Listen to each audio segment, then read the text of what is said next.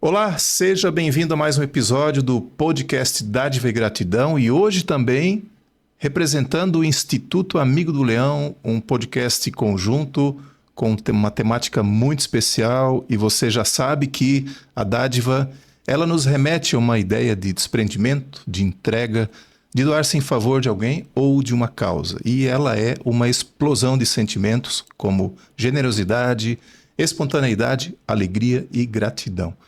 No podcast a gente conhece organizações e movimentos de toda a nossa região que atuam com alguma causa, sempre visando o bem da coletividade. E hoje, em conjunto com o Instituto Amigo do Leão, uma organização da sociedade civil que promove ações e projetos ligados ao desenvolvimento do terceiro setor, do investimento social privado, da economia criativa e também dos fundos especiais da criança e adolescente e fundo do idoso. Eu vou fazer a minha audiodescrição. Eu sou Loriberto, homem branco, cabelo bem curtinho, olhos claros, um cavanhaque mais ou menos grisalho, e eu estou vestindo uma camiseta na cor preta. Quero convidar você para se inscrever no nosso canal no YouTube, do podcast Dádiva e Gratidão e também no YouTube do Instituto Amigo do Leão. Também siga-nos no Instagram, no Facebook, você pode nos acompanhar no TikTok e também no Spotify. Agradecer aos patrocinadores, a Orplan Solutions, uma empresa de apoio às organizações, na gestão, no plano de captação de recursos, na elaboração de projetos, na captação de recursos, no acompanhamento da execução e também na prestação de contas. Siga a Orplan Solutions nas redes sociais. Também a Doar Digital, uma super plataforma para captar doações para a sua organização. É um sistema inteligente, fácil, automático e totalmente digital. Gerencie seus doadores e doações. Receba por Pix, boleto, cartão e depósito de forma automatizada, economizando em torno de 80% do tempo nesse processo. Acesse a doardigital.com.br nas redes sociais, todas elas, Instagram, Facebook, TikTok. E procure pelo Kleber e agende um horário com ele. Eu tenho hoje o prazer, a alegria, o privilégio de conversar com o Oswaldo Gama Neto e a temática super especial, indústria criativa. A gente quer conhecer um pouquinho mais o que é isso, quais são os impactos disso. Oswaldo, como vocês já perceberam, a gente está fazendo esse episódio à distância porque o Oswaldo ele não está aqui próximo de nós, ele está no Rio de Janeiro, de lá ele vai então trazer esse conteúdo para nós. Oswaldo ou Neto, não sei como tu costuma ser chamado, né? Mas seja muito bem-vindo ao podcast Dádiva e Gratidão e também Amigo do Leão.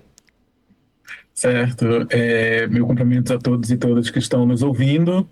Eu me chamo Oswaldo Neto. Fica à vontade para me chamar como você quiser, Oswaldo Neto. Os meus amigos costumam me chamar de Neto. Legal. Então fica aí a dica.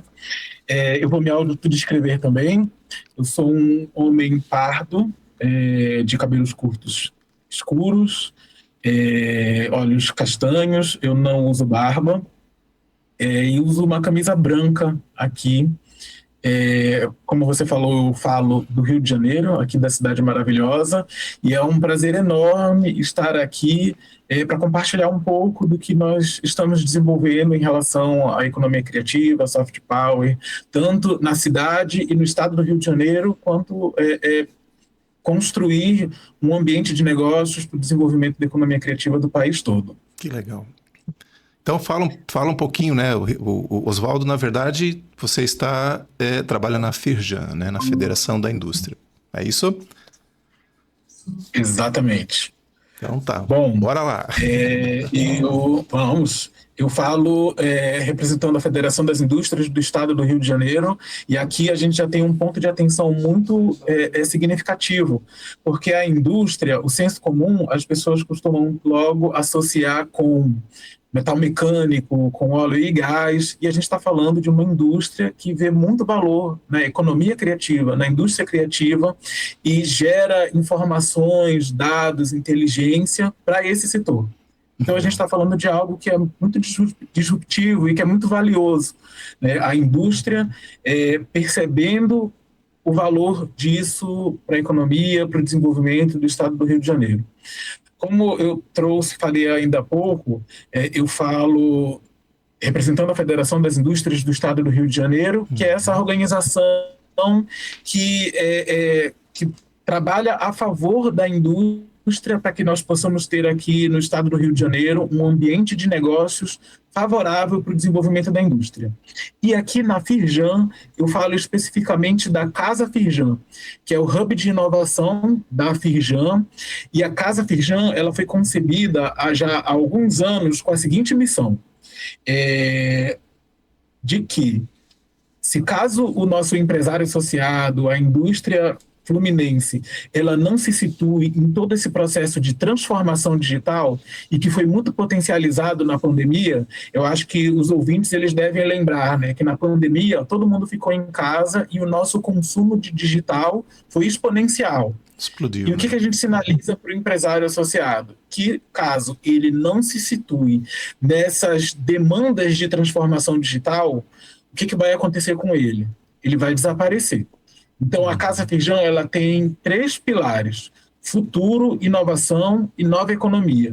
E nessas discussões, a gente tem aqui, né, todas as nossas reflexões em relação ao estímulo, ao fomento da economia criativa como uma alternativa de desenvolvimento para a cidade e para o Estado, mas também pensando na criatividade como uma habilidade que esse empresário, que a nova economia, de que ela precisa estar atenta e que isso, de fato, agrega muito valor a produtos e serviços que são desenvolvidos pela indústria.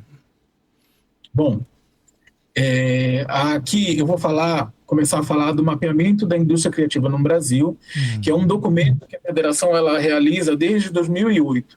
Eu acho que é muito importante eu trazer a informação que a Firjan é a primeira instituição do Brasil que começa a produzir dados e inteligência para entender a contribuição da indústria criativa para a economia do país. A primeira publicação ela aconteceu em 2008. Ano passado nós lançamos a 8ª edição. É uma publicação que costuma ser bianual, a cada 3 anos, e que justamente tenta entender qual a relevância e a contribuição da indústria criativa para a economia do país por algumas métricas que eu vou estar falando daqui a pouco. Esse estudo, esse ano, ele foi realizado em parceria com o Observatório Firjan, que é um braço da federação em que nós temos todos os estudos, os dados, tudo que a federação, toda a inteligência que a federação ela gera, a gente tem aqui no Observatório da Firjan. E aqui, acho que isso daqui é um ponto de partida interessante, porque fala das nossas motivações. Por que a gente faz esse estudo? Bom, porque a gente precisa orientar políticas públicas, né? Uma política pública baseada em dados, em análise, ela vai ser muito mais assertiva. Eu estou falando aqui em nome da Federação das Indústrias, né? E um dos braços de ação da Federação é a formação de talentos. A gente precisa formar mão de obra qualificada para trabalhar na indústria. Então, qual é a formação de talentos que nós vamos fomentar? E a gente precisa também de estratégias para o setor privado, porque assim como as políticas públicas que precisam de dados para que elas sejam mais assertivas, o setor privado também, munido de dados, ele vai ser muito mais estratégico e muito mais funcional. O Neto, eu já estou na intimidade aqui. Neto. Fica à vontade. Com relação à questão da política pública, né?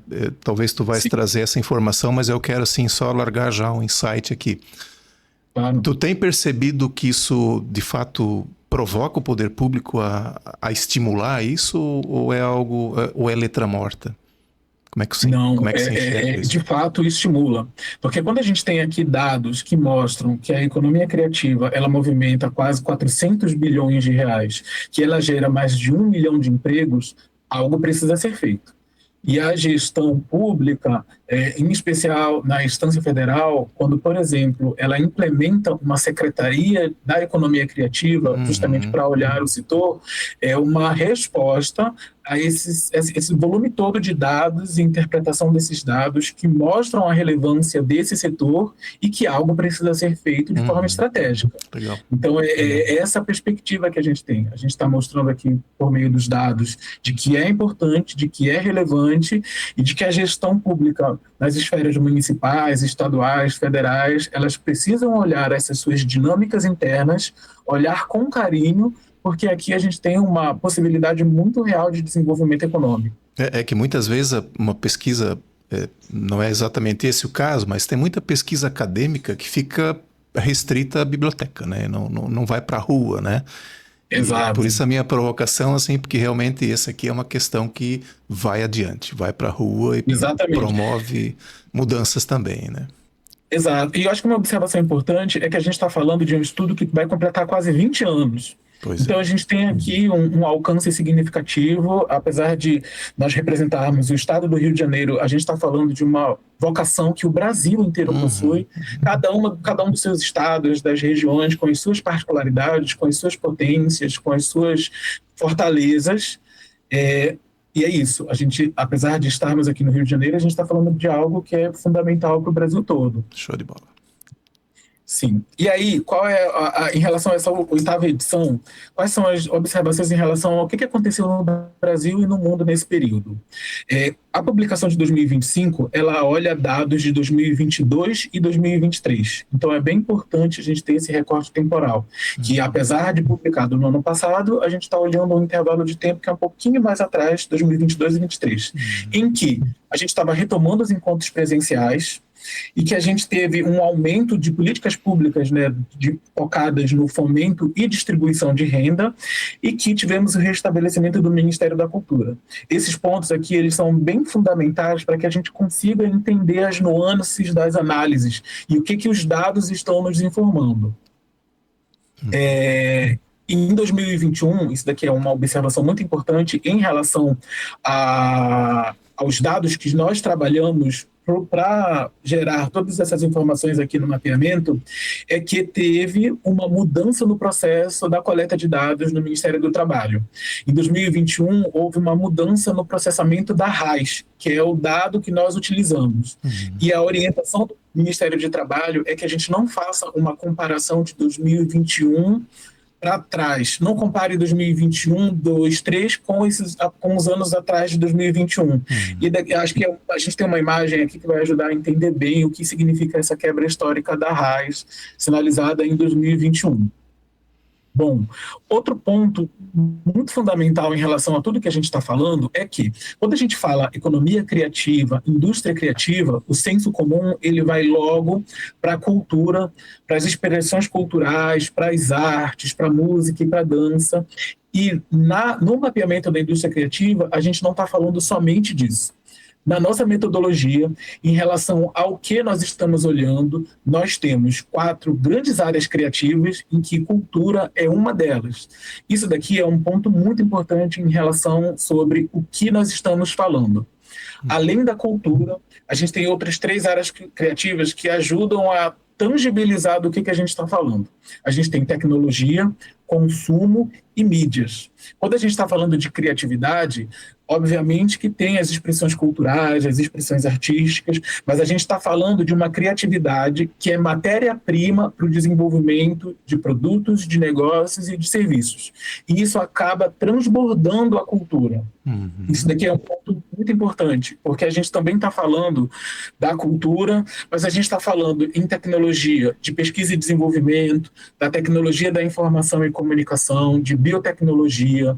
A gente também está falando da grande área criativa de consumo, onde a gente tem publicidade, marketing, arquitetura, design, moda, e a gente também está falando das mídias, onde a gente tem editorial e audiovisual. Então a gente entende tudo isso com economia criativa, mas aí a gente vai ter a economia criativa da cultura, a economia criativa do consumo e outras formas do uso estratégico dessa criatividade. Legal. Acho que é E meio. nós, Desculpa, Neto. Acho que é meio senso comum mesmo, assim, né? Fala em economia criativa, remete exclusivamente para a cultura, né? E é exato, importante, não assim. deixa de ser, é Isso, cultura, economia isso. criativa é cultura, Sim, mas ela não é somente cultura. isso. Eu Mas acho que essa é a principal observação. tem que quebrar isso, né? Para justamente desmistificar um pouquinho, né? Até essa, às vezes, um certo ranço, né? Que existe com relação à área Isso. da cultura, né? E aí acho que uma observação importante também é que a cultura, com toda essa potencialidade dela, ela acaba justamente inspirando e referenciando as Uhum. outras áreas criativas, Sim. seja de mídias, de consumo, também de tecnologia. A gente tem, existem casos aí, né, de várias pessoas de pesquisa e desenvolvimento que têm suas inspirações na cultura, entendendo isso como uma formação de repertório para desenvolvimento das suas atividades. Então é importante que a gente entenda que a cultura ela é parte desse grande mecanismo da indústria criativa e que Uhum. elas não são desconectadas, de Uhum. que a tecnologia precisa da cultura, das mídias, do consumo, e isso daí é algo sistêmico, é um olhar sistêmico. Legal. E outra observação também muito importante em relação sobre a forma que nós organizamos essa informação, a nossa metodologia, a gente tem aqui dois pilares. A gente tem a ótica da produção e a ótica do mercado de trabalho. Na ótica da produção, a gente está olhando as empresas criativas, a gente está olhando o CNPJ, a gente está Uhum. ali analisando qual é o volume de dinheiro que essas empresas movimentam para que a gente justamente consiga entender qual é o tamanho do PIB da economia criativa. E o outro pilar é a ótica do mercado de trabalho. Aqui a gente está olhando pessoa física. A gente está olhando pessoa física CLT, profissionais que são formalmente empregados. Uhum. Isso daqui, acho que é outro ponto de atenção importante, porque diz muito respeito à base de dados que a gente trabalha. Hoje, trabalhando com a RAIS, a gente consegue olhar isso daqui que eu trouxe, né, das empresas criativas, dos profissionais criativos, mas a gente, por exemplo, não consegue olhar informalidade. Isso é uma Uhum. limitação da metodologia em função da base de dados que a gente tem. E aqui, os anos de referência que a gente vai estar apresentando aqui, 2017 a 2021, e 22 a 23, naquela observação de que em 2021 a orientação do Ministério do Trabalho é que a gente não siga a Uhum. comparação. Uhum. Outra observação importante em relação à metodologia do mapeamento é quem nós estamos analisando. Quando a gente olha a economia criativa como um todo, a cadeia da economia criativa, aqui a gente tem um exemplo bem legal que ajuda a entender isso. Quando a gente olha a moda, por exemplo, a gente tem ali o núcleo criativo, que é justamente quem está pensando a moda. Aqui o exemplo a gente tem o designer de moda, o designer de moda. Ele vai estar ali pensando a coleção, vai estar ali aplicando a criatividade no desenvolvimento de campanhas, de estampas, na definição da paleta de cores. Quando a gente expande essa cadeia, a gente tem ali o setor de confecção, que é justamente quem vai produzir as peças que foram pensadas por aquele designer de moda. Continuando a cadeia, a gente vai ter o varejo, que é justamente a oferta desse produto para o mercado. Nessa análise que a gente está apresentando aqui no mapeamento da indústria criativa, a gente está olhando especificamente essa atividade núcleo. A gente está olhando a contribuição desse designer de moda para a cadeia toda. A gente não está olhando as atividades relacionadas e não está olhando também as atividades de apoio.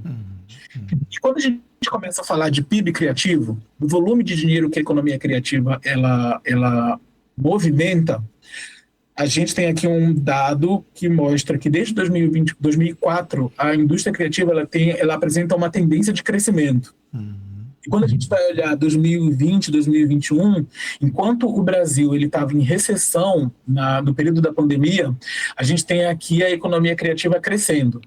Ali em 2021, como eu falei, a gente tem a quebra da RAIS, então a gente não consegue comparar 2021 para frente. A orientação é de que a gente tenha essa separação. E ainda em 2022, 2023, essa tendência de crescimento da economia criativa ela é superior ao PIB do país. Então a gente está falando aqui de um setor que tem essa tendência muito forte de crescimento.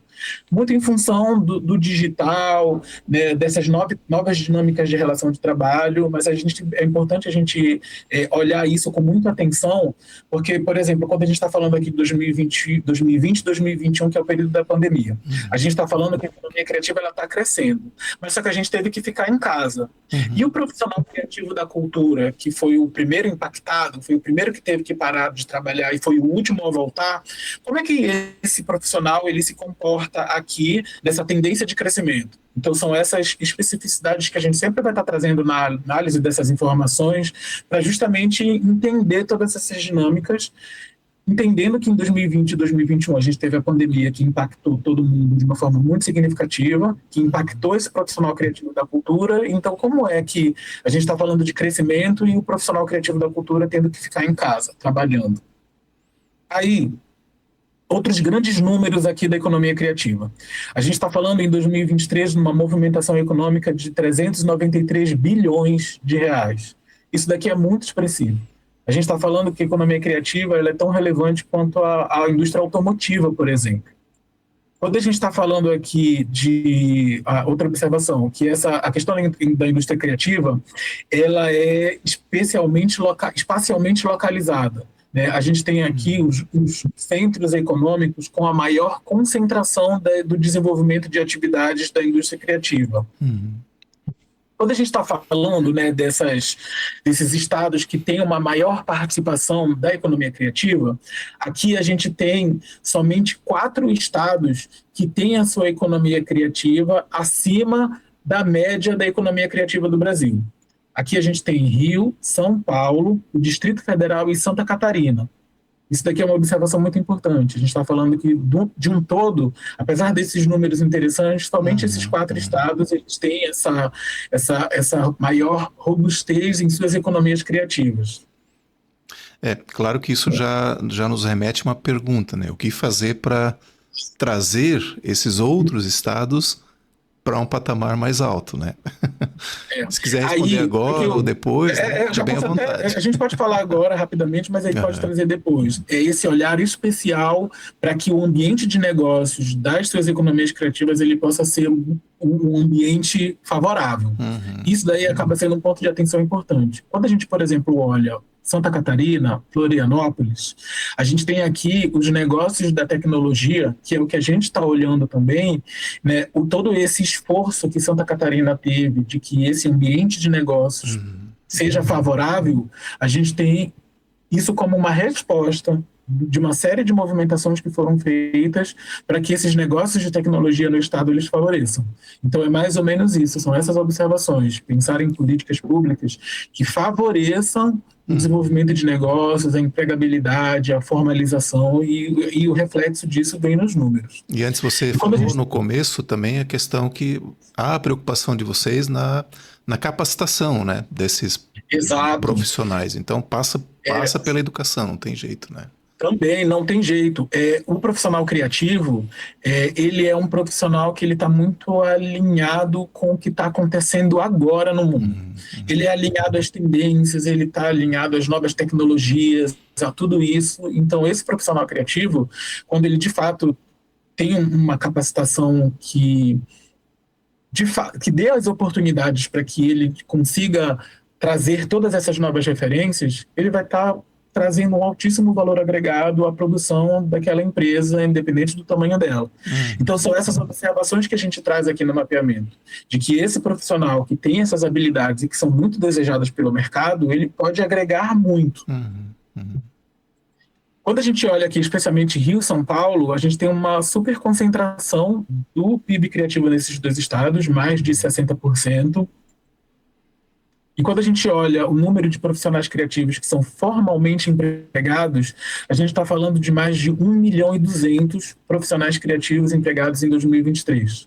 E a gente está falando aqui, em relação à comparação da empregabilidade, de um setor que emprega mais do que, por exemplo, o setor de atividades financeiras no país. Então aqui, de fato, a gente tem um setor que ele é muito expressivo em todas essas dinâmicas do país. Legal.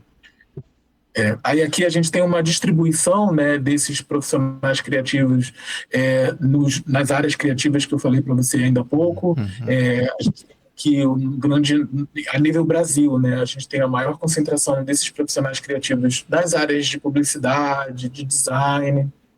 Isso daqui a gente pode depois falar um pouco com mais detalhes mais lá na frente. E quando a gente olha a distribuição desses 1.200.000 profissionais que são formalmente empregados, a gente está falando aqui que as áreas criativas de consumo e tecnologia, elas representam 85% desse grande volume de vínculos. E quando a gente vai olhar aqui as outras áreas, cultura e mídia, elas já têm proporções menores, mas aqui é muito importante falar que o maior crescimento em relação ao número de vínculos é justamente na área da cultura. E possivelmente justificado porque a gente teve aí a flexibilização da pandemia, a possibilidade dos encontros presenciais, e a gente tem aí as pessoas elas sedentas, né, pelo encontro. Então aqui a gente mostra nos dados de que isso de fato foi significativo e que o número de vínculos dessa área criativa ela tem um aumento, o maior aumento registrado aqui, 10,4%. Mídia, ela também tem um aumento, mas só que ele não é tão significativo quanto os outros. Aqui, né, a gente tem justamente essa distribuição, mas aqui essa imagem que fala da heterogeneidade das áreas criativas, ela vai ajudar a entender essa distribuição. Aqui a gente tem os profissionais criativos de consumo, mais de 600.000 formalmente empregados. Uma proporção menor a gente tem aqui a tecnologia, né? São 469.000 profissionais empregados. Consumo e tecnologia correspondem a 85% do todo, né? A gente está falando aí de uma proporção muito grande. Mídia é um grupo menor, a gente tem aí um pouco mais de 96.000 profissionais formalmente empregados, e cultura um número menor ainda. Mas aí a observação de que cultura foi a área que teve maior crescimento, e a área da cultura, aqui é uma observação, justamente uma área que precisa entender que todas essas novas dinâmicas da tecnologia, elas precisam ser consideradas nos negócios da cultura. Então é disso que a gente vai estar falando um pouquinho mais à frente, né, de como a gente consegue fazer com que essas duas áreas elas trabalhem juntos, porque elas podem ser potencialmente complementares. A presença do profissional criativo ela é transversal no mercado de trabalho. Isso daqui é um dado bem interessante também, porque eu vou explicar aqui esse gráfico. Porque quando a gente vai olhar a economia criativa no detalhe, a gente vai olhar nessa linha ali de cima, trabalhadores criativos, a gente está falando que o número de profissionais criativos que são empregados, 1.261.000. Mas, dessa parte, somente 260.000 desses profissionais criativos, eles estão atuando, de fato, na indústria criativa, naquelas áreas que eu apresentei lá atrás para vocês. O profissional criativo, a grande parte do profissional criativo, ele está trabalhando em outras empresas e que não necessariamente são criativas. A gente está falando aqui de 1 milhão de profissionais criativos empregados. Em outras palavras, o que esse dado aqui ele diz? Ele diz que a cada 5 profissionais criativos, 4 eles estão atuando fora da indústria criativa. É o profissional criativo que está atuando lá na indústria financeira, nos setores financeiros, é o profissional criativo que está atuando na indústria de metal mecânico, na indústria automotiva, justamente agregando valor a essas áreas que não são necessariamente criativas. Quando a gente olha aqui a ótica da produção, que é essa linha já na vertical, em que nós temos aqui 1.244.000 profissionais empregados em empresas criativas, a gente está falando que um profissional criativo, ele emprega quase 4 outros profissionais que não são criativos. A gente está falando aqui nesse dado que a empresa criativa, ela precisa do profissional criativo, mas só que ela também precisa do advogado, ela também precisa do contador. Então, a gente está falando aqui de uma indústria que tem esse impacto sistêmico, seja para atuação em áreas que não são criativas, ou seja, a necessidade de trazer profissionais que não necessariamente foram formados com essas habilidades criativas, mas que são fundamentais para que isso tudo funcione. Aqui a gente está falando de 80% dos profissionais criativos atuando fora da indústria criativa. E eles estão atuando na indústria agropecuária, na indústria extrativista, eletricidade e gás, várias outras.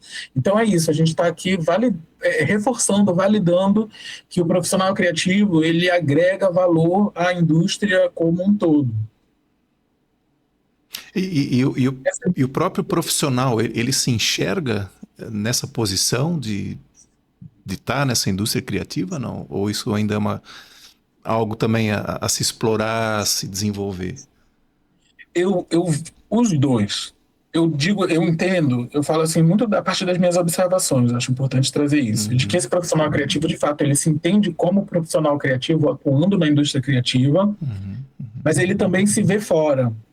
Sabe, eu acho que o profissional criativo ele é muito convicto assim da sua formação, Certo. sabe? A gente tem um designer de moda que está atuando na moda, mas a gente também tem um designer que está atuando ali na pesquisa de novos materiais, de novas ferramentas, de novas tecnologias. Então isso de fato é muito transversal. Então a gente tem aí um pouco dos dois. Mas o que acho que o ponto de atenção aqui quando a gente traz uma observação como essa é mostrar o poder sistêmico da indústria criativa. A indústria criativa é isso, ela vai estar atuando fora. A empresa tradicional, seja do óleo e gás, metal mecânico, metalurgia, ela precisa trazer o profissional criativo muito na intenção da diferenciação, de agregar valor, e da mesma forma que as empresas criativas elas não trabalham somente com o profissional criativo. Uma produtora, por exemplo, ela vai precisar do advogado, ela vai precisar do contador, do administrador, então olhar tudo isso de forma sistêmica é muito valioso e é importante. Legal.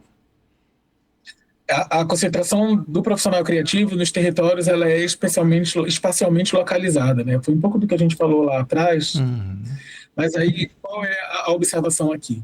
É que muito semelhante em relação ao PIB, em que somente 4 estados eles têm o PIB criativo maior do que a média no país, aqui a gente vai ter já um pouco mais de estados, nós vamos ter somente 5 estados em que a proporção de profissionais criativos é maior do que a média.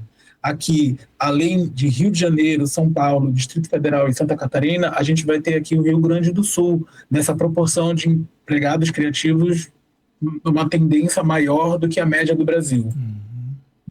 E quando a gente vai olhar cada uma dessas áreas criativas, aquelas 4 áreas que eu falei no começo da apresentação, isso também é muito distribuído.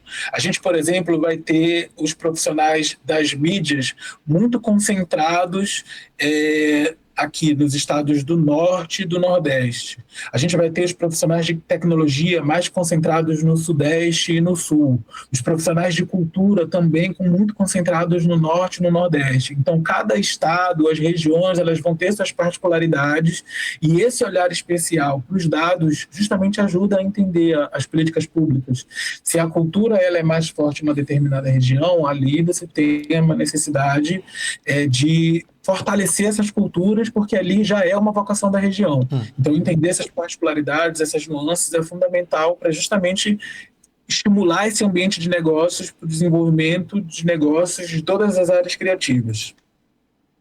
E aí, quando a gente vai olhar o dado no detalhe, a gente percebeu que em São José dos Campos, por exemplo, a gente tinha ali um número, um aumento significativo nos profissionais da cultura. E São José dos Campos, ele não tem uma tradição da cultura, né? São José dos Campos é uma cidade que é muito mais reconhecida pela sua indústria, pelo desenvolvimento industrial ali. Mas quando a gente foi olhar o dado, a gente percebeu que o número de profissionais criativos da cultura dessa cidade cresceu pelos atuais movimentos que acontecem ali na região. A gente percebeu que um grande número de pessoas saiu de São Paulo, muito a questão da violência, a questão de querer um lugar mais tranquilo, e justamente se dirigiram para São José dos Campos porque a qualidade de vida ali é maior. Então, se você tem ali um número de pessoas que a população da cidade ela está aumentando, qual é a necessidade que essas pessoas têm? De cultura.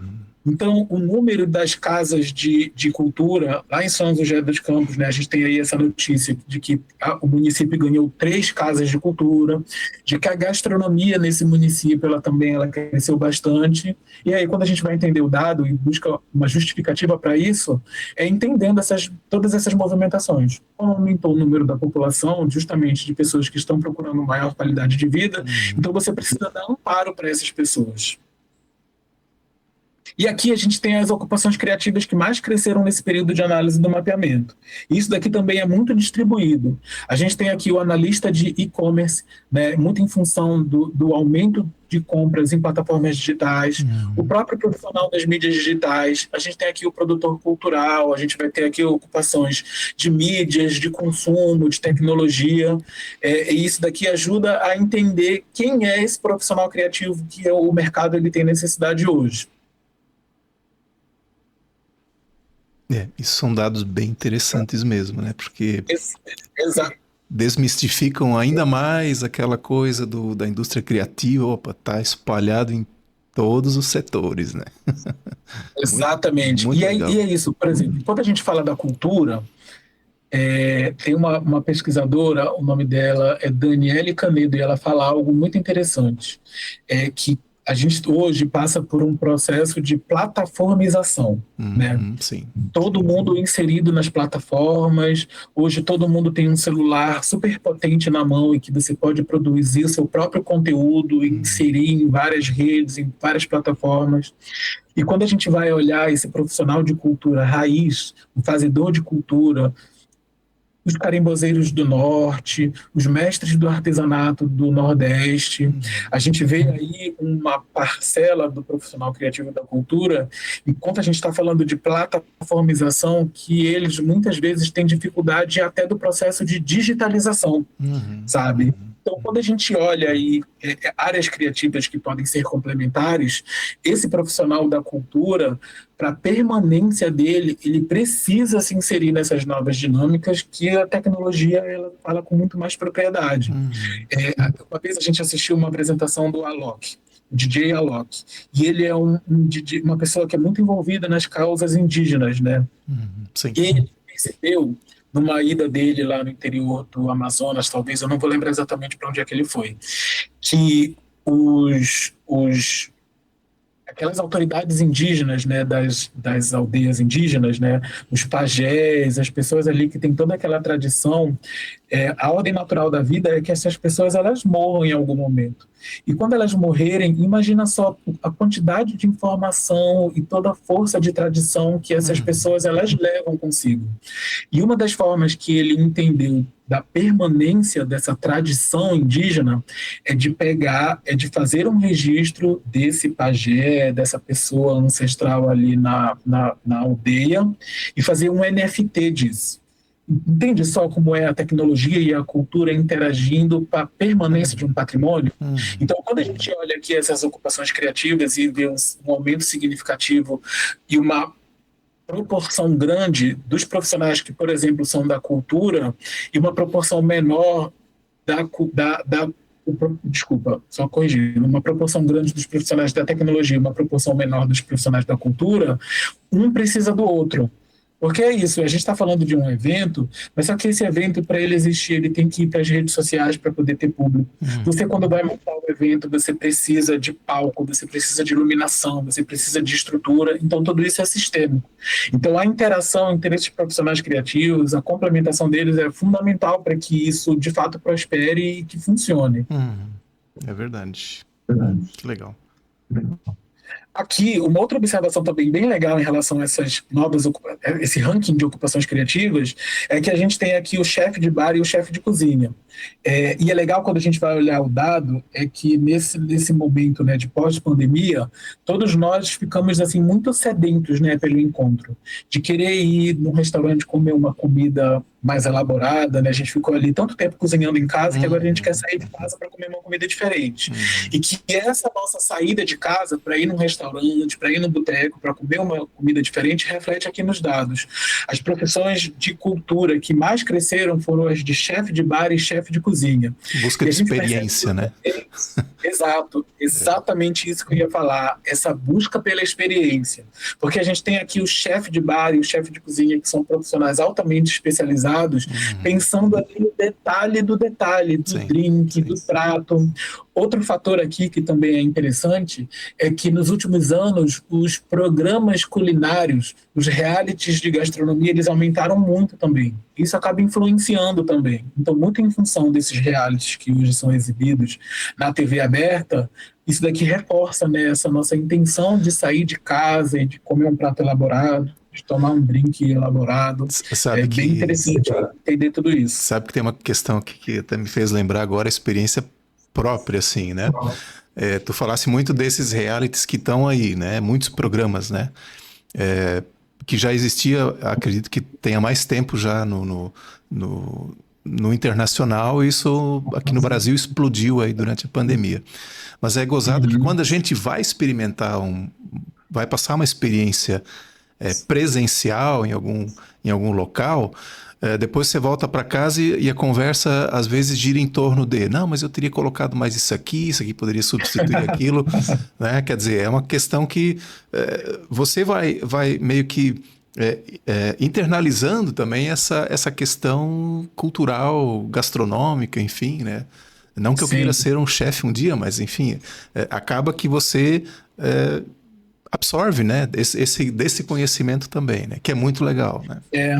Sim, e é legal quando a gente observa isso, de uma motivação das pessoas de sair daquele feijão, arroz bem basicão e de fazer um Isso. prato mais elaborado também. Você gosta de cozinhar? Eu gosto, domingo é o meu dia, né? Então, Entende? E isso daqui acaba sendo interessante sim, também, né? Porque você, quando vai num restaurante e você teve ali uma boa experiência, aí tem duas coisas que são legais. Você muito possivelmente vai indicar esse restaurante para outra pessoa e você vai tentar reproduzir em casa. pronto, é isso aí. Testar novos ingredientes, Uhum, testar uma nova forma de cozimento dos alimentos, enfim, sabe? Então é essa perspectiva que é sistêmica, sabe? E qual é a observação? A gente tem ali um profissional criativo influenciando a sua tomada de decisão.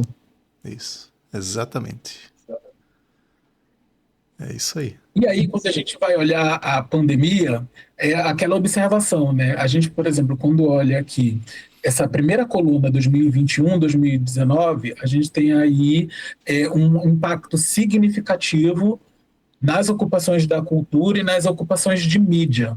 Muito em função, isso daqui a gente entende, que é justamente o impacto da pandemia e essa necessidade do isolamento, mas quando a gente vai olhar 2021 e 2020, a gente já vê ali uma retomada.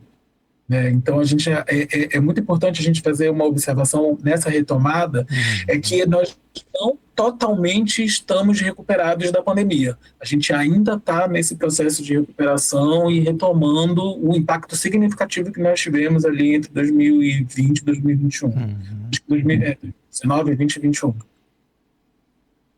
Aí, quando a gente vai olhar a formação da economia criativa no estado de Santa Catarina, lembra que eu falei ainda há pouco que ela é espacialmente localizada? Aqui a gente observa a mesma coisa. Florianópolis concentrando o grande volume de profissionais criativos no estado. E aqui, né, a gente tem aqui e assim como no Brasil, a maior parte dos profissionais criativos elas estão na área criativa de consumo, a maior parte na área de publicidade e propaganda, mas a gente tem aqui, quando a gente for olhar a proporção, a nível Brasil, a gente tem 85% concentrado em consumo e tecnologia. Aqui, essa proporção ela é um pouco menor e mais distribuídas. A gente tem aqui concentrado em consumo e tecnologia, mas a gente também tem uma participação significativa desse profissional de cultura nas dinâmicas do estado de Santa Catarina. Essa ferramenta aqui, ela é bem legal, porque isso daqui é um amparo para a política pública muito bom. Essa ferramenta aqui, ela está no observatório da Firjan, observatóriofirjan.com.br/indústria criativa, e aí você chega nessa ferramenta aqui. Essa ferramenta, ela ajuda a entender as dinâmicas da indústria criativa a nível municipal. Então, se a gente for, me fala um município aí do estado de Santa Catarina. Vamos lá, vamos pegar a nossa cidade aqui, sede Blumenau. Blumenau. Então, se você for nessa ferramenta e preencher ali o ano, o F, nem precisa colocar a região, o F Santa Catarina, e colocar ali no município Blumenau, a gente vai ter as informações da economia criativa específicas de Blumenau. E essa ferramenta aqui, a gente tem um exemplo muito legal entre Gramado e Canela. Uma vez, a minha gerente, ela foi participar de um evento lá no Rio Grande do Sul, e aí os secretários municipais de cultura desses dois municípios chegaram lá e abordaram ela para falar que eles usam essa ferramenta aqui.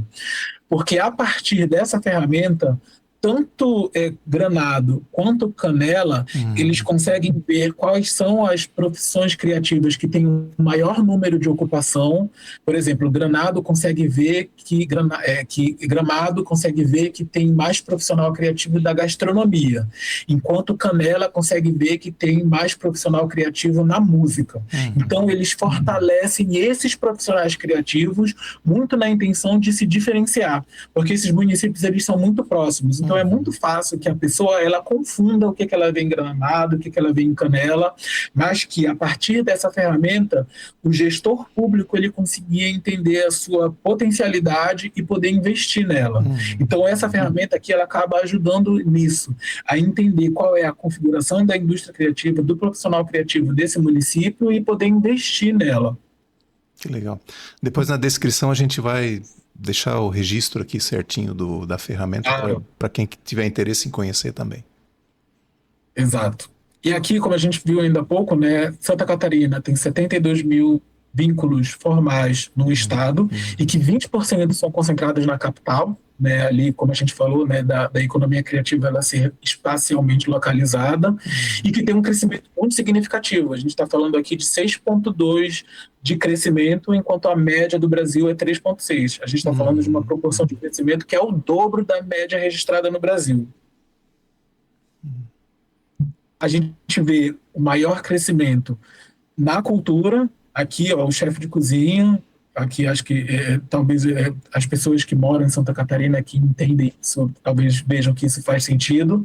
Mas a gente tem também aqui, quando a gente está falando da economia criativa dessa forma ampla, a gente está falando aqui muito dos profissionais de tecnologia, e acho que várias matérias recentes que falaram de Santa Catarina justamente têm trazido essa informação, né, de que o ambiente para negócios da tecnologia no estado de Santa Catarina é muito oportuno, mas a gente também tem aqui o crescimento dos profissionais criativos de consumo. Essa edição do mapeamento que nós publicamos no ano passado, a gente falou em especial de 3 áreas: games, design e gastronomia. Quando a gente falou de games, é muito na intenção da necessidade da formalização dos profissionais e dos avanços institucionais para a área de games. Hoje, a gente vê aí o mercado, a indústria de games muito significativa em países do norte global, né, dos Estados Unidos, na Europa, porque é um setor que movimenta muito dinheiro. Mas aqui no Brasil a gente ainda precisa avançar muito em relação a essa habilidade, porque a gente ainda precisa ter um marco legal, de formalizar o marco legal, avançar, na verdade, no marco legal dos jogos eletrônicos. Hoje, a gente não tem muitas ocupações. Quando você assina a carteira, a gente tem ali um CBO, né? Então, hoje, o que acontece? A gente não tem ocupação que fala do profissional que trabalha com games. É muito comum o profissional que hoje trabalha com games, ele tem uma ocupação na sua carteira de trabalho em ocupações de audiovisual ou de tecnologia. Então, a gente não consegue ter esse dimensionamento do quanto games contribui para a economia do país. A gente não tem um número muito aproximado. Então, a gente faz aqui uma análise sobre isso, né, sobre essa necessidade de olhar o setor com esse olhar mais apurado. A gente está falando do design, e o design é uma área muito importante porque é uma área que consegue trabalhar de forma transversal.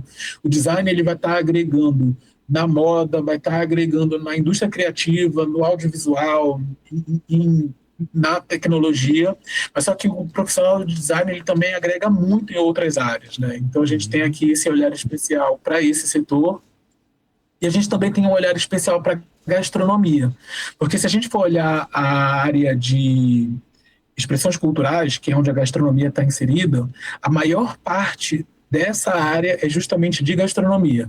Os vínculos dessa área de cultura, metade é de gastronomia. Então a gente está falando aí de um setor que está crescendo muito. E quando a gente fala de formação, né, olha aí o número de escolas de gastronomia, de faculdades de gastronomia que cresceu no país. Isso daí é muito significativo também. E quando a gente vai olhar aqui o dado, traz justamente essa informação. Todas essas informações do mapeamento, elas estão no site do Observatório, observatoriofeijão.com.br/indústria criativa. Você tem acesso ao estudo, você tem acesso àquela ferramenta que eu mostrei ainda há pouco, e é bem legal você olhar ali, entender, para justamente pensar a política pública de forma assertiva, baseada em dados. E é um pouco do que a gente está trazendo no estudo, no mapeamento da indústria criativa. Agora eu vou passar bem rápido em outra iniciativa que a gente tem. Quando a gente está falando de indústria criativa, né, a gente está falando da criatividade, de ideias, dos valores, de um estilo de vida, e que todo esse potencial intangível ele pode agregar valor em produtos e serviços. Dessa forma, entendendo, né, que tudo isso, essa força intangível, ela pode ser usada de forma estratégica, uma das ações da federação é esse projeto aqui que chama Rio Soft Power. Soft Power é um termo que ficou muito comum nos últimos anos em função da performance do Brasil nas premiações de cinema, né? Soft Power diz respeito sobre a possibilidade de você influenciar e que você tire vantagem em relação a essa influência. E uma das formas que a gente tem de entender o soft power é o oposto dele, que é o hard power. A gente tem aí hoje Ucrânia e Rússia que estão em guerra, a situação ali no Oriente Médio, e essa imposição militar a gente chama de hard power. E quando você atrai através do seu estilo de vida, da sua cultura, dos seus valores, isso também é uma forma de você manifestar poder. Só que em vez de ser de uma forma agressiva, você está fazendo isso de uma forma suave. E isso é soft power. E o Brasil tem soft power aí em abundância, né? Seja do jeito do brasileiro, da nossa cultura, a gente entende que esses elementos suaves, eles podem ser utilizados pela indústria. É um pouco do que a gente está trazendo aqui nesse projeto Rio Soft Power. Quando a gente vai olhar aqui a Coreia do Sul, a gente viu, a partir de 2019, a Coreia do Sul ela ganhando prêmios no mundo inteiro, né? A gente tem o primeiro Oscar de um filme de língua não inglesa, em 2019, para um filme da Coreia do Sul. A gente tem aí no YouTube, o primeiro vídeo do YouTube que ganhou que alcançou 1 bilhão de visualizações, é de um artista da Coreia do Sul. A gente tem aí vários outros resultados da Coreia do Sul, mas só que isso é um trabalho que esse país faz desde os anos 90. E quando a gente vai olhar a movimentação financeira, os impactos financeiros da Coreia do Sul, desse investimento nas suas indústrias criativas e na sua imagem, a gente está falando aí de cifras muito significativas. A gente está falando que a Coreia do Sul, esse trabalho que a Coreia do Sul fez, trouxe resultados financeiros que são muito robustos. Olhando isso... Diga, você ia fazer Neto, eu só queria assim ressaltar nessa tua fala anterior, né? Se essa relação do $1, né, investido, o retorno de 5, né?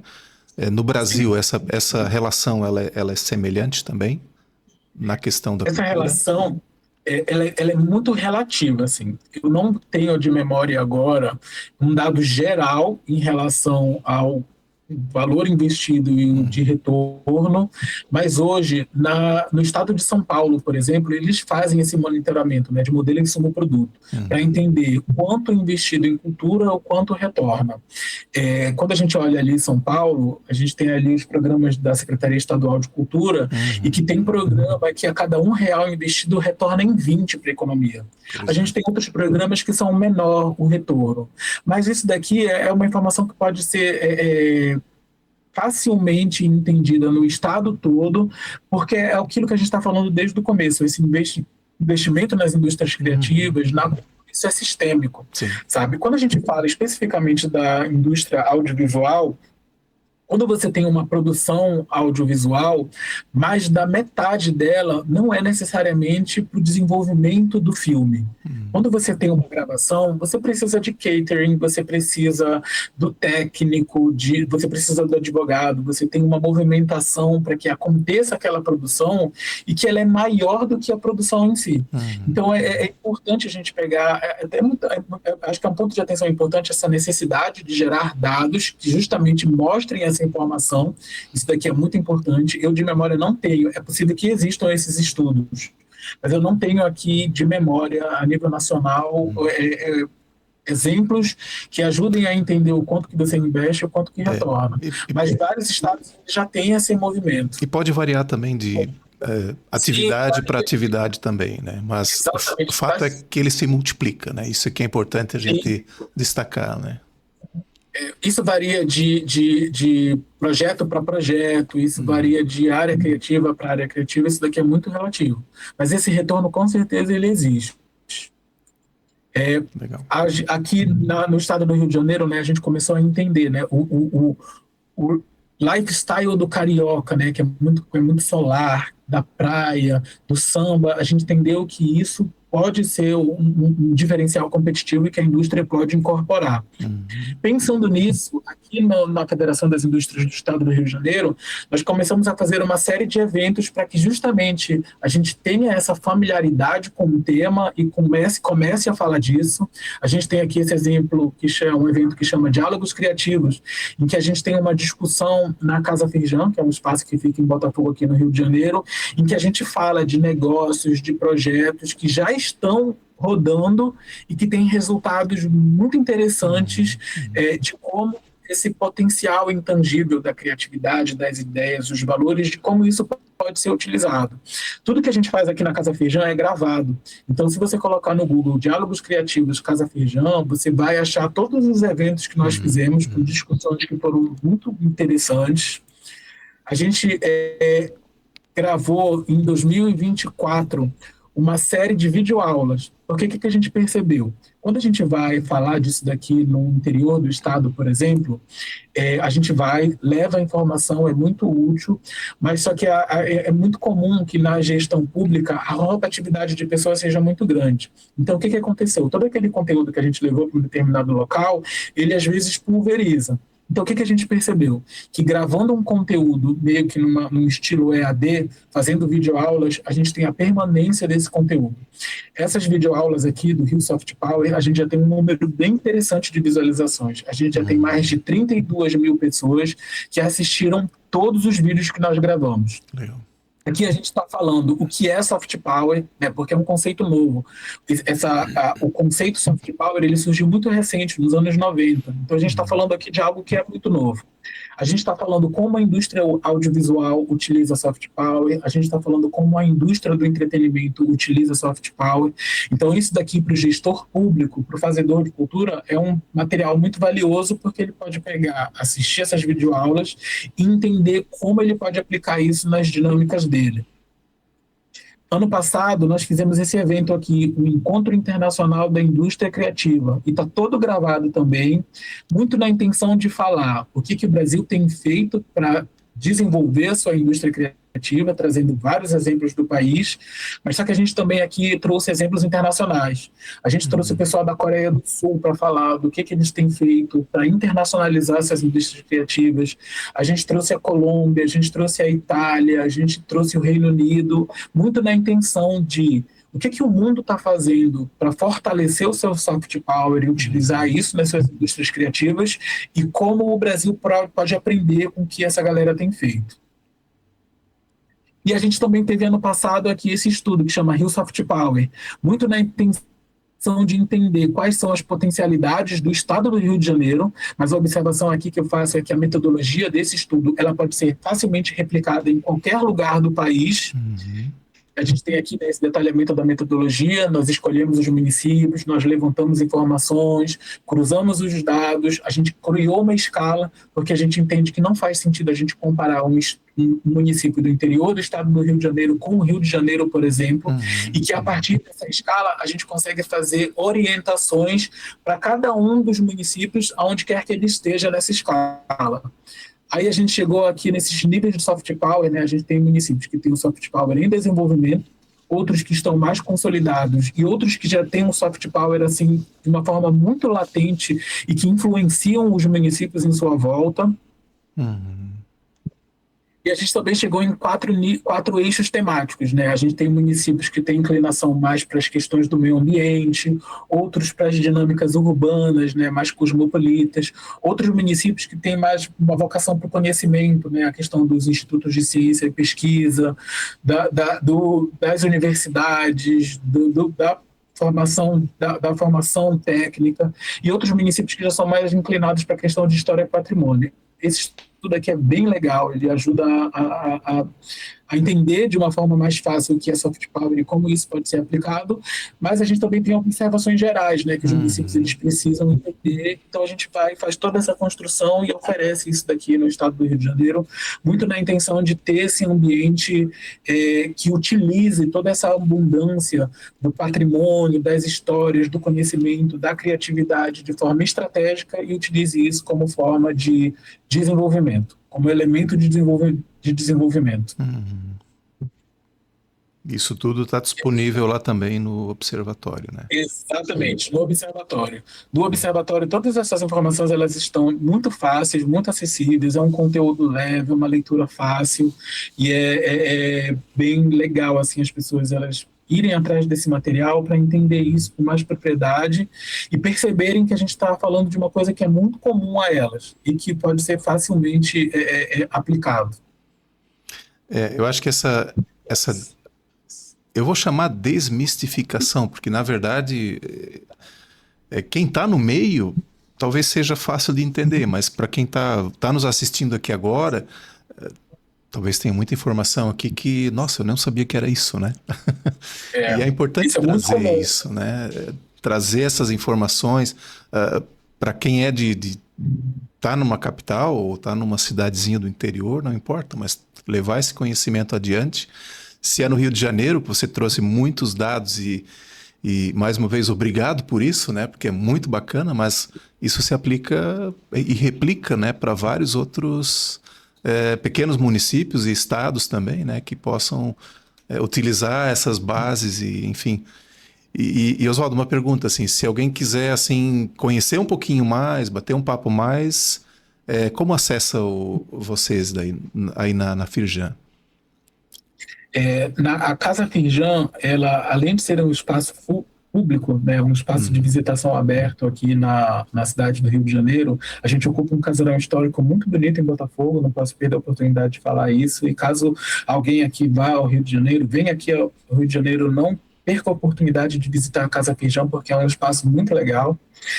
Mas também nós somos uma nuvem de conteúdo. Então, tudo isso que eu trouxe aqui, essas gravações, os conteúdos, eles estão no site da Casa Firjan. Se você colocar ali no buscador Casa Firjan, vai ser o primeiro link que vai aparecer. Então, você tem acesso a todo esse material, e não só esses materiais que a gente faz aqui de economia criativa e soft power. A Casa Firjan, esse hub de inovação, a gente também está falando de tendências, a gente também está falando de negócios. Então, tudo que a gente faz está ali e de uma forma muito fácil, muito autoexplicativa, de uma super compreensão, é um conteúdo que para o profissional criativo, para o fazedor de cultura, para a pessoa que está na ponta produzindo, é muito útil. Legal, legal. Eu tenho uma pergunta, essa eu esqueci de mandar ela para ti, mas não é pegadinha não, tá? Mas vamos lá. Na tua percepção, né, com todos esses anos aí também já de pesquisas, como é que tu vê a IA nesse cenário todo, né? Ela vai ser um combustível ou acaba sendo uma ameaça aí também para a economia criativa? Eu vejo um pouco de cada, sabe? Eu não acho que a inteligência artificial ela de fato vai substituir, porque a criatividade genuína ela é humana. A inteligência artificial ela só replica todo o conteúdo que tem na internet e sistematiza a informação para fazer uma proposição. Mas o conteúdo fresco, o conteúdo novo, o conteúdo, né, genuinamente criativo, ele é humano. E mais, nós não podemos deixar de olhar a inteligência artificial e ver que isso tem impactos significativos nas nossas dinâmicas, né? Então, isso precisa ser considerado. Isso não pode deixar de ser considerado, muito em especial ao que diz respeito à propriedade intelectual, né? Tipo, quem é o dono disso? Dá para dizer assim, use mais com moderação, alguma coisa assim, não? Eu uso como, eu não diria que é usar com moderação. Eu acho que são vários aspectos. Eu acho que tem uma necessidade da regulação, né, da questão de uso de inteligência artificial, né? Isso é importante porque hoje a internet como um todo, ela é quase que uma terra sem lei, né? A necessidade da regulação, né, ela é importante para justamente respaldar o profissional criativo, por exemplo, em relação a quem está produzindo, né? Hoje, quando você está falando aí do profissional criativo, por exemplo, da música, se a inteligência artificial vai e pega a voz dele e entende o processo criativo dele, você tem aí hoje o vocalista do Queen, que eu esqueci o nome dele agora, mas cantando várias outras músicas e ele já morreu há muitos anos, sabe? Então, como essas dinâmicas elas vão ser regularizadas, sabe? Então é isso, você regulamentar o uso da inteligência artificial, ela protege o profissional criativo e isso precisa ser lidado de frente. E aí são várias camadas, né? Seja o profissional criativo se organizando para lutar pelos seus direitos, mas também da gestão pública organizar esse processo de regulamentação, e é isso, são muitas camadas. E acho que um ponto de atenção importante isso vai potencializar. Eu ia falar um outro termo, eu vou até dizer qual é o termo que eu ia dizer. Eu ia dizer que ia piorar. Mas só que é isso, tem que ser feito algo. Então, para que de fato, essa transformação que só vai aumentar, que só vai aumentar, como é que a gente vai lidar com isso? Regulamentar é um passo que é importante, que vai proteger o profissional criativo em relação a toda essa transformação que está acontecendo. Legal. Bom, a gente fez um combinado antes, né, Oswaldo, de termos aí uma palavrinha-chave para quem nos assistiu até aqui, deixar registrado aqui nos comentários. Então, se tu tens ela aí já na ponta da língua, manda ela para nós aí. Sim. Minha palavra ela vai ser bem óbvia, mas eu acho que ela faz muito sentido. A minha palavra-chave é criatividade. Show de bola. Então, a gente não fala mais dela, tá? Então, o pessoal precisa procurar, porque aqui já no podcast já sabem que existe, né? Que a gente larga uma palavra-chave, então tem que procurar aí no episódio. De preferência, assista todo ele, né? Sim. E é importante, assim, deixar a sua curtida, comente e compartilhe também esse conteúdo para que ele tenha um alcance cada vez maior.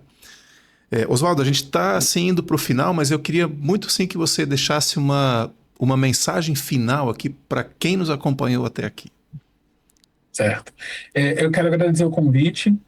Para mim é sempre uma alegria enorme poder falar da indústria criativa e entender do que nós estamos falando, né? E eu falo aqui em nome tanto da Federação das Indústrias do Estado do Rio de Janeiro, mas de um setor que é muito expressivo e que diz muito sobre o nosso povo, né? O Brasil ele é muito reconhecido, né, pelas suas indústrias criativas porque a gente tem isso muito no nosso DNA.